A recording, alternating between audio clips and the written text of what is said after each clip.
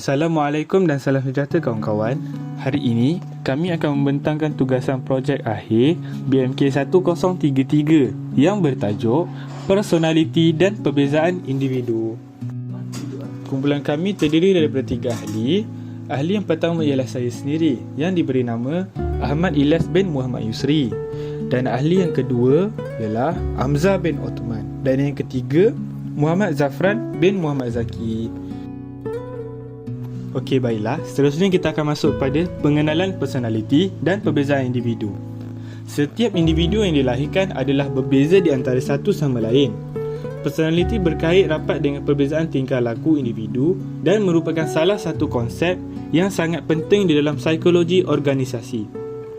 Menurut Berwick dan Mount, terdapat 4 kepentingan personaliti di tempat kerja, iaitu yang pertama, pihak pengurusan meletakkan kepentingan personaliti setara dengan keupayaan mental. Yang kedua, banyak kajian menunjukkan personaliti individu ini sebagai peramal penting kepada prestasi kerja. Dan seterusnya yang ketiga, penilaian personaliti individu di dalam meramal prestasi kerja amat berkesan berbanding penilaian keupayaan mental dan pengalaman. Dan yang terakhir, penilaian personaliti individu dapat membantu menilai tingkah laku di tempat kerja seperti berjaya dalam kerjaya dan kehidupan, sifat kepimpinan, kecenderungan berhenti kerja, ketidakhadiran, penurunan produktiviti dan sebagainya. Selepas itu, kita akan masuk pada bahagian definisi personaliti dalam konteks asas-asas gelagat individu. Personaliti didefinisikan sebagai gabungan kestabilan ciri-ciri fizikal dan mental yang akan menjadikannya sebagai identiti tersendiri. Antara ciri-ciri yang dimaksudkan adalah seorang melihat terhadap sesuatu, cara berfikir, bertindak dan berperasaan. Gibson dan lain-lain menyatakan pada amnya, ahli psikologi mengakui terdapat 5 asas utama personaliti, iaitu yang pertama, personaliti merupakan penyusunan yang menyeluruh. Jika tidak, ia tidak memberikan apa-apa makna kepada individu. Yang kedua, personaliti didapati disusun mengikut corak yang sesetengahnya boleh diperhati dan diukur. Yang ketiga, walaupun personaliti mempunyai asas biologi, tetapi pembangunan spesifik adalah merupakan produk sosial dan persekitaran budaya.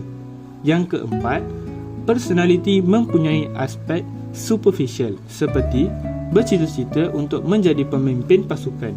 Dan yang terakhir, personaliti melibatkan ciri-ciri unik dan umum. Setiap orang berbeza antara satu dengan yang lain dan pada masa yang sama, ada aspek yang persamaan. Bahagian yang seterusnya ialah klasifikasi personaliti. Terdapat 3 jenis personaliti yang terdiri daripada introvert, ambivert dan extrovert.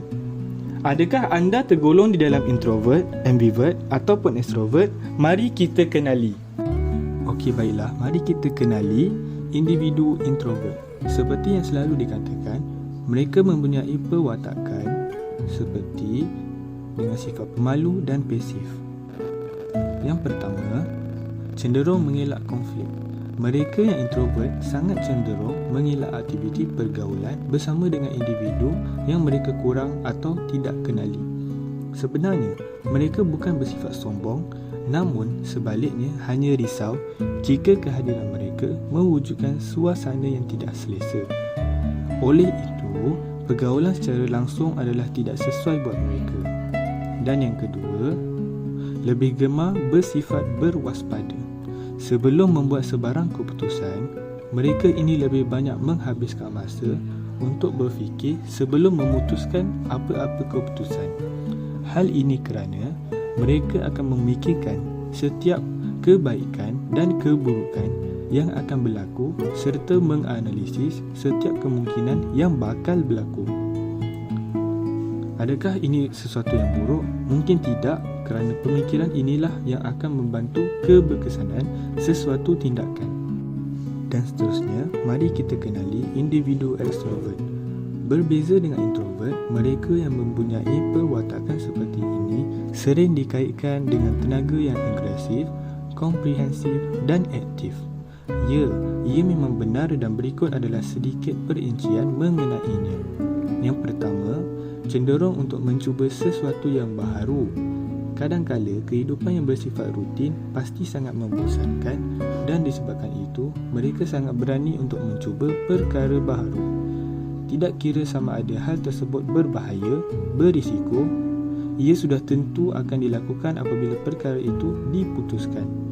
Dalam pada itu, sifat ekstrovert dalam diri pasti akan membuat anda menjadi seorang yang cepat bertindak daripada berfikir terlebih dahulu. Dan yang kedua adalah lebih gemar bergerak dalam kumpulan. Mereka yang ekstrovert lebih selesa untuk bergerak dan bekerjasama dengan individu lain dan seringkali dianggap sebagai ketua. Ini kerana tenaga yang dibawa perlu digunakan dengan baik dan dicurahkan setiap kali menyelesaikan sesuatu tugasan. Namun, sekadar aktif berbicara tidak bermakna bahawa anda adalah ketua yang baik dan ia merupakan satu skill lain yang perlu digilap. Dan yang terakhir, sekiranya anda mendapati bahawa anda tidak tergolong dalam kelompok introvert ataupun extrovert, anda mungkin gabungan kedua-duanya. Gabungan ini dinamakan sebagai ambivert dan anda sendiri mungkin akan keliru dengan sifat aktif dan pasif yang wujud bersama dalam diri anda. Jika anda cenderung dan gemar berada dalam kelompok masyarakat ataupun bersendirian juga tidak mengapa. Ini bermakna anda adalah seorang ambivert. Konklusinya, personaliti seorang individu itu mungkin akan menjadi penentu bagaimana diri anda bakal menjalani kehidupan. Walaupun begitu, kesemuanya ada kebaikan dan keburukan masing-masing dan anda tidak perlu tertekan jika tergolong dalam mana-mana personaliti. Assalamualaikum warahmatullahi wabarakatuh. Nama saya Hamzah bin Osman dan saya akan terangkan tentang aplikasi personality dalam kehidupan seharian. Yang pertama, kepentingan pengurus syarikat mengenali personality dan perbezaan setiap pekerjanya. Pengurus syarikat haruslah mengenali personality setiap pekerjanya kerana setiap pekerjanya mempunyai kebolehan dan keunikan tersendiri. Sebagai contoh, pekerja yang kurang bersosial seharusnya diberikan tugas yang melibatkan perkomputeran kerana mereka mahir dalam bidang IT dan perkomputeran. Manakala untuk pekerja yang mahir dalam bersosial ataupun yang selalu bersosial, mereka seharusnya diberikan kerja yang melibatkan hubungan syarikat dengan syarikat yang lain supaya syarikat dapat maju dan berkembang dengan berjaya. Okey, yang kedua, kepentingan guru dan ibu bapa memahami sikap murid-murid dan anak-anak. Sebagai yang kita tahu, anak-anak atau murid-murid merupakan anugerah yang tidak ternilai daripada yang diberikan daripada Tuhan. Okey, so guru haruslah tahu kemampuan dan kebolehan murid-murid dan anak-anak. Guru dan ibu bapa haruslah tahu kemampuan dan kebolehan murid-murid dan anak-anak masing-masing. Untuk murid-murid dan anak-anak yang kurang aktif, mereka seharusnya diberikan galakan untuk menyertai aktiviti sukan supaya lebih aktif. Manakala untuk murid-murid yang aktif, mereka seharusnya diberikan aktiviti yang melibatkan kecergasan fizikal. Okey, yang seterusnya kita lanjutkan. Yang seterusnya adalah dugaan adalah satu titik permulaan bagi menonjolkan personaliti seorang, tapi ianya harus dikenali. Pertama, personaliti ini seperti ia merujuk pada diri kita, apa kelebihan kita.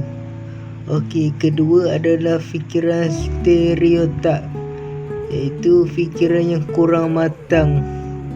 Okey, yang ketiga adalah perbezaan individu. Jadi kita dapat menilai daripada individu-individu dan kita mudah untuk fahami mereka. Okey, keempat pula ialah kekuatan individu. Kekuatan individu bukan dari aspek daripada fizikal saja, tapi dari aspek mental dan fizikal. Okey, seterusnya yang kelima adalah kebaikan atau kelebihan. Kebaikan atau kelebihan ini akan membuat diri kita sendiri rasa tenang dan senang untuk melakukan sesuatu. Okey, yang kelima pula adalah keburukan atau kekurangan, iaitu kita dapat fahami dari aspek kita melihat diri kita sendiri. Okey, yang ketujuh pula adalah perbezaan personaliti dalam perniagaan dan persekitaran. Itu akan membuat kita lebih yakin akan kedudukan kita di alam pekerjaan nanti. Okey, baiklah, ciri-ciri personaliti yang kita perlu tahu. Pertama adalah introvert. Introvert ini dikenali sebagai personaliti jenis A, iaitu panas baran, gelojoh, ingin tahu dan kuat kerja. Seperti pekerja-pekerja asing yang masuk ke negara kita ini, ia tidak mampu buat perkara lain, tapi ia mampu kuat bekerja. Okey, seterusnya pula adalah jenis ciri-ciri personaliti yang kedua, iaitu introvert. Introvert ini adalah personaliti jenis B, iaitu relax, bersahaja, tidak suka bersaing, malah bekerja sebagai keseronokan diri dia sendiri. Kita dapat melihat seperti di dalam pentadbiran kita.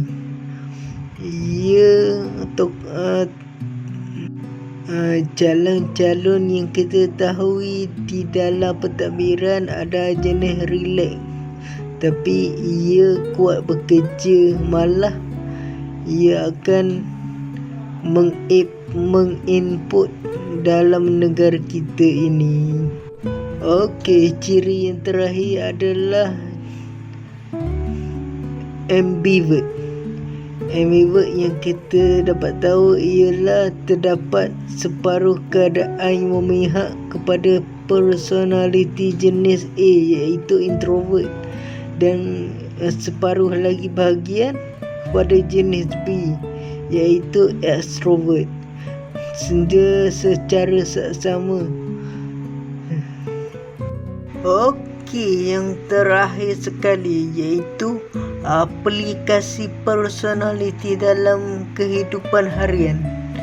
Ia seperti dirajah. Introvert bercampur dengan extrovert, jadilah ambivert. Ambivert ini apa?